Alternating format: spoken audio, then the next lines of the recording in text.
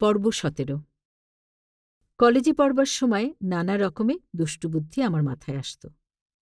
সেগুনবাগিচার বাড়িটা সরকার রিকুইজিশন করে রেখেছিল বলে আব্বু ফজলুল হক হলের কাজ ছেড়ে দেবার পর ৪২ নম্বর তোপখানা রোডের বাড়িতে থাকতে দেওয়া হয় আমাদের। সরকারের উচ্চপদস্থ অফিসার হাফিজুর রহমান সাহেব আমাদের বাড়িতে থেকে কাছেই নিজের বাড়ি তৈরি করেছিলেন। তোপখানা রোডের দোতলায় বাস শুরু হল। নিচে যে গৃহিণী ছিলেন তার সৌন্দর্য বিবেচনায় রেখে আমরা তাকে রাঙাতি বলে ডাকতাম। মজার মহিলা ছিলেন। সিনেমা না দেখলে তার নাকি পেটের ভাত হজম হতো না। ভর দুপুরে আমাকেও বারদুই ধরে নিয়ে গেছেন সিনেমায়। দুটো হিন্দি, একটা মনে পড়ছে আগ, অন্যটা দাদা। বেশ মারপিট ছিল, হয়রান লাগত। ওর সঙ্গে সিনেমা দেখার নামে আমি ভয় পেতাম। রাঙাদি ছিলেন স্বভাবে মহাভীতু। তার স্বামী কবে কি রাজনীতি করেছিলেন কে জানে, সেই ভয়ের জুজু তাকে ছাড়েনি তখনও। ওদিকে আবার PWNG করতেন, পাকিস্তান উইমেন্স ন্যাশনাল গার্ড। আমাকেও পাঠালেন, বললেন এতে নাম লেখালে সবাইকে একটা করে পিস্তল দেবে। হাঁ, আব্বু গুইগাই করলেও লেখালাম নাম। আবেদনের ফর্মে লেখা ছিল কাশ্মীরে যুদ্ধ করতে যেতে কোনো আপত্তি নেই, ইত্যাদি ইত্যাদি। দিলাম সই মেরে। ধুম প্যারেড ফ্যারেড চলছে কিছুকাল। যদিও রাইফেল নিয়ে হাঁটতে এক কাঁধ অনেকখানিক নেমে যেত অন্য কাঁধ থেকে।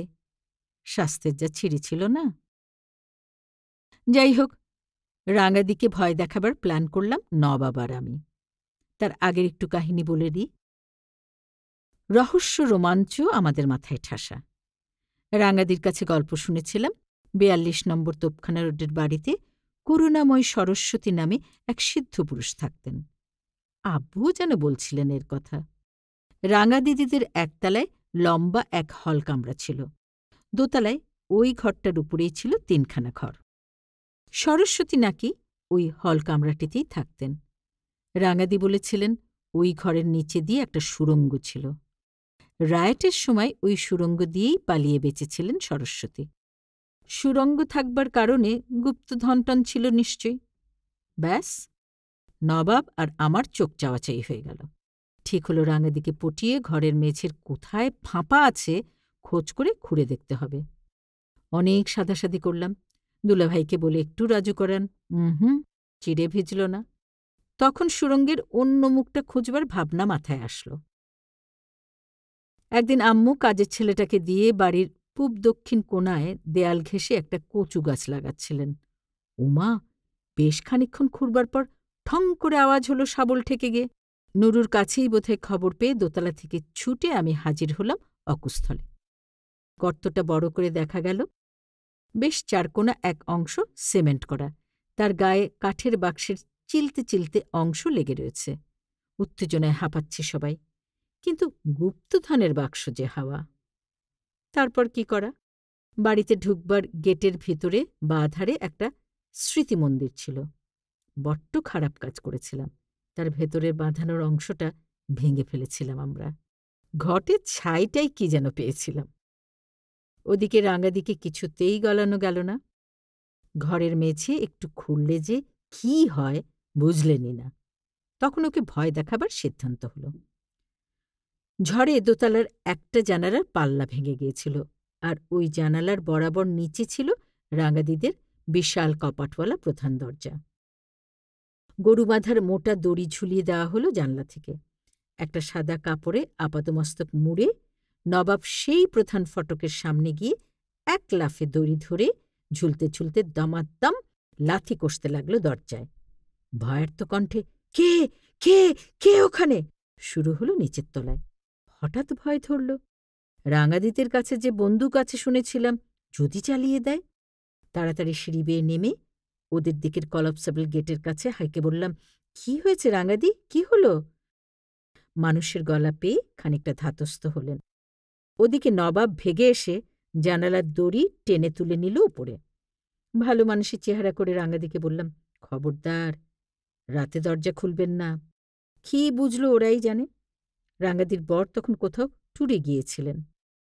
রাঙাদিকে ভয় দেখিয়ে কাবু করে ওর সঙ্গে থাকবার ব্যবস্থা করে রাতে নবাবকে দরজা খুলে ঢুকিয়ে মেঝে খুঁড়বার প্ল্যান ছিল আমাদের। শেষ পর্যন্ত ঘাবড়ে গেলাম। রাঙা দিয়েও আমাকে রাখতে রাজি হলেন না।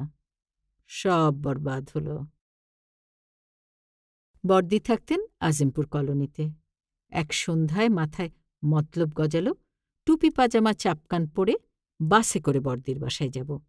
সে আমলের টাউন সার্ভিস বাসে আমি চড়তাম, আম্মুও চড়তেন। আমার সাজ পোশাক দেখে আম্মুও চটপট তৈরি হয়ে চললেন আমার সঙ্গে। পুরনো পল্টনের মোড় থেকে ছোকরাদের কায়দায় এক লাফে উঠলাম বাসে। আম্মু তাড়াতাড়ি পিছনে উঠলেন। তার সৌজন্যে কন্ডাক্টর হাঁকল, লেডিস। ক্রমে ভিড় বাড়ছে। কন্ডাক্টর ভেতরের দিকে যেতে বলছে হেঁকে। আমিও এগোচ্ছি। আম্মু চাপা গলায় ধমকাচ্ছেন, এই দিকে সরে আয়, আসলি। কথা বলা সম্ভব নয় বলে আম্মুর দিকে সরে আসতেই হলো। কন্ডাক্টর একটু অবাক হয়ে বারবার দেখছিল আমাকে। যাই হোক, চট করে পৌঁছে গেলাম জায়গায়, তাই রক্ষে। ফিরতি পথে সুন্দর খালি বাস থাকা সত্ত্বেও আম্মু রিকশা ভাড়া করে ফিরলেন আমাকে নিয়ে। কি জ্বালানোটাই জ্বালিয়েছে আম্মুকে, এখন তাই মনে হয়। কিন্তু তখন অন্যরকম কিছু করবার ঝোঁক চেপে যেত যখন তখন। একবার রিনার ননদ, আমার কাছাকাছি বয়সী বান্ধবী, এক পীর সাহেবের কাছে যাতায়াত শুরু করেছিল। ওর কি যে ব্যাপার সে জানে। ভাবখানা এমন করত, এই পৃথিবীতে ওর মতো দুঃখী আর কেউ নেই। পানি পড়া আনত, তাবিজ পড়ত, বলতো আমার যে কত অসুখ সে তুমি বুঝবে না। একদিন আম্মুর শখ করে বানানো বোরকা পরে ওর সাথে চললাম। বললাম, তোর পীর সাহেবকে বলবো আমার স্বামী আমাকে নেয় না, দেখি তিনি কি করেন। জানি না এর আগে থেকেই তাকে ও বলে দিয়েছিল কিনা। আমি তো বোরকার নেকাব তুলি না। উনি বললেন, এখানে কেউ নেই, নেকাব তোলো। তো নেকাব তুলে ইনিয়ে বিনিয়ে স্বামী সরে থাকার দুঃখের কথা বললাম। দেখি ওর চোখ দুটো হাসছে। পিছন থেকে বান্ধবী তাড়া দিচ্ছিল, তোর কি বলার আছে তাড়াতাড়ি বলে শেষ কর, শেষ কর। পীর সাহেব সব শুনে বললেন, ঠিক আছে, যাও, বিয়ের তাবিজ দিয়ে দেব আমি। আম্মু রাগ করলেন, আবার পীর সাহেবদের জবাব শুনে হেসেও ফেললেন। সত্যি সত্যি তার পরে পরেই আমার জন্য একটা বিয়ের প্রস্তাব এলো। আম্মু খুব হাসছিলেন। এখন পীর ফকিরদের সঙ্গে যাও মশকরা করতে, তাই না? এই বোরখা আম্মু তৈরি করেছিলেন ওর এক বোনের দেখা দেখি। ঢাকাইয়া কাজের মেয়েরা যেরকম বোরকা পরে তাতে চোখের জায়গায় দুটো ফুটো ছাড়া ল্যাপাপোছা ছাট। আম্মুর এই ভালো কাপড়ের কালো বোরখার হুড ছিল। মাথার উপর দিকটা ঘিরে ভাঁজ ভাঁজ করা ডিজাইনও ছিল। ইউনিভার্সিটি গেট হাউসের উত্তর বাড়িতে থাকতে হামিদা খালাম্মা এসে কিছুদিন ছিলেন আমাদের বাসায়।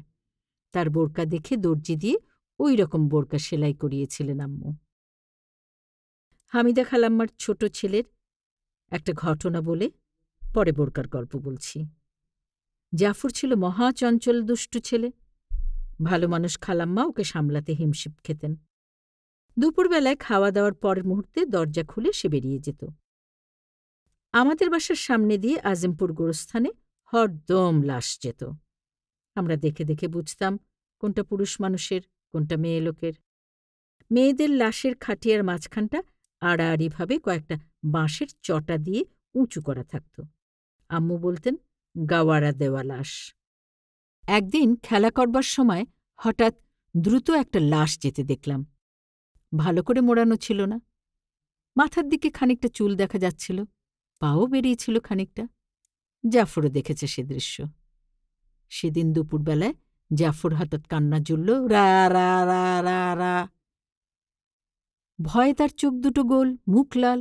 নিজের কাছ থেকে নিজের পালাবার ভঙ্গিতে দরজায় দিয়ে বেরিয়ে গিয়ে মাঠে দৌড়াতে লাগল। এদিকে ছোটে, ওদিকে ছোটে, এদিক থেকে ওদিকে।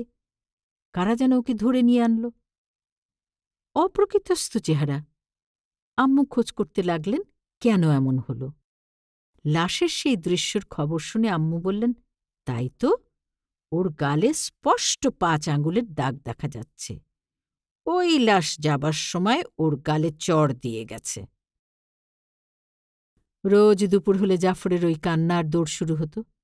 অনেকদিন পর্যন্ত চলেছিল এই ব্যাপার। তারপরে ওরা চলে গেলে কি যে হয়েছিল শুনিনি আর। তখনকার দিনে বাতাসে ভূতপ্রেতের চলাচলটা বড্ড বেশি ছিল।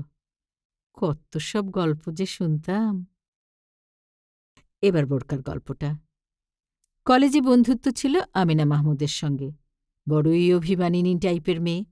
খুব প্যান প্যান করত, গল্প টল্প লিখত, ছিল খুব মাতৃভক্ত। অল্প বয়সে বাবাকে হারিয়ে মাকে আঁকড়ে ধরেছিল। ভাইবোনদের বাড়িতে কাটত তার। পড়া হয় না, মন বসে না, পরীক্ষা এসে গেল, কি করব, এই সব ছিল ওর প্যানপ্যানানি। এই সব বয়ান করে চিঠি লিখত কলেজের পরীক্ষার আগের ছুটিতে। আমি আবার অমুকটা হচ্ছে না বলে ঘ্যান ঘ্যান করাচ্ছে আপ্রাণ চেষ্টা করার পক্ষপাতী। ওকে অমিত্রাক্ষর ছন্দে উপদেশ দিয়ে চিঠির জবাব দিতাম। একদিন বেলা ৩টা নাগাদ সেগুনবাগিচার বাড়ি থেকে বোরকা পরে রওনা দিলাম রিকশায়। ১ নম্বর মৌলভীবাজার ওদের বাড়ি। রান্নাঘরের দিক দিয়ে ঢোকা ওর মেজো আপাকে বললাম, মানিক বিবি আছে? মানিক ওর ডাকনাম। নোয়াখালীর প্রথায় বাড়তি কড়া করে বললেন, মানিক বিবিরে কি দরকার, এখন দেখা হইব না, যাও। আমি তো শুনি না, আপার সঙ্গে সঙ্গে ঘরের দিকে রওনা দিই। আপা বিরক্ত হয়ে উঠেছেন। এমন সময় আমিনা এদিকে এসে আমাকে ভালো করে দেখে উচ্চ হাস্যে হেসে বলল, হিসা মারি তোর কোয়ালে। দেখা হলে ওটাই ছিল পরস্পর সম্বোধন। চিঠিও শুরু হতো ওই সম্মার্জনী প্রহার দিয়ে। সেসব দিন যে কোথায় গেল। কিছুদিন হল আমিনা মারা গেছে।